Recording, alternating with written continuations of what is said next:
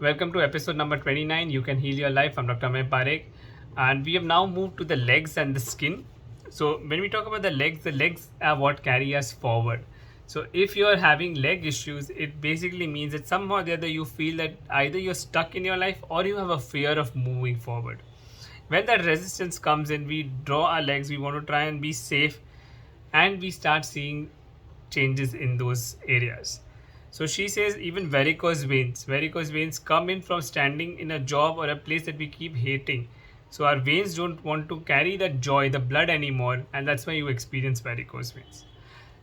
Even if you're having your knees issues, your knee represents, again very similar to the elbow, it represents flexibility. It represents your ability to kind of move forward, to deal with pride, ego, and stubbornness. So if you are somebody who doesn't want to move forward, does not want to bend in any way, okay, we say bend the knee, right? We say bend the knee. It's a very common proverb to be used. Well, that's because if you're not bending the knee, in some way you are not agreeing to move forward, not agreeing to authority or rules or some way, and you want to keep your stubbornness intact.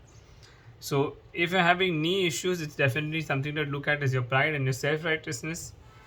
Okay, if you want that flexibility to come into your life, then you need to let go.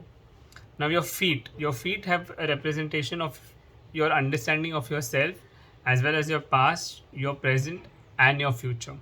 So she says that a lot of old people have difficulty in walking because they no longer feel connected with their life, or they feel they have nowhere else to go, like there's nothing else in their life left. But if you see children, they'll always be moving forward, they'll always be dancing with their feet because they actually have that joy filled with them. The last she talks about is the skin. She says the skin represents your individuality. So whenever you feel that your individuality is not being looked after, or somehow you're going to have to conform to certain things, a lot of times we get hurt very easily, or we're called thin skinned. Okay, when things get under our skin, they tend to damage the skin also. So she says even skin issues come in from not being able to approving ourselves, or somehow feeling like we are not being ourselves in some way. So accepting and approving yourself is the answer even in this case. Now she goes ahead to talk about various other topics. We'll break that also into two. First, starting with accidents. Okay, she talks about accidents as also being something that you may have brought about in your life in some ways, although it's not necessary. Sometimes we get hurt, because when we get hurt, we can get more love, more sympathy from others. So we call ourselves very commonly accident prone. But that accident proneness could also be coming from a need of not having enough love in our life. So we tend to subconsciously bring about the hurt. When there's physical hurt, you will see your parents coming, your friends coming, your family comes. So ask yourself, is it worth being punished and getting hurt just because you want that love? Next, she talks about eating disorders. So eating disorders are very commonly associated with emotions.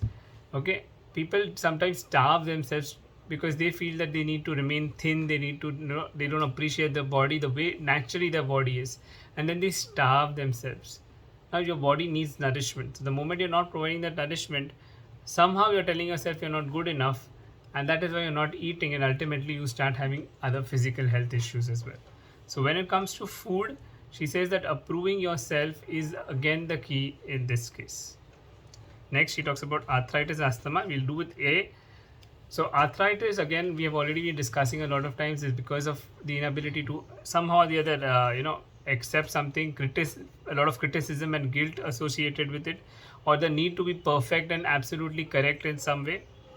In asthma, she says asthma is also called smother love. Okay, so it's basically when you feel that you've been put in a certain boundary, and you're filled with I need to take care of you, I need to take care of you, you're not going to be okay, you're not going to be okay. This could develop into asthma. And she says that people can actually come out of this situation if they move out. Literally, they can actually dissolve their asthma also, or they realize that they are self-sufficient and they no longer require that kind of smothering. So again, these symptoms may be correlating, may not be correlating, does not mean that we are overcoming medical science, but these are underlying emotions that Louise Hay found, and we are just sharing them with you. Hope this helps. See you next time.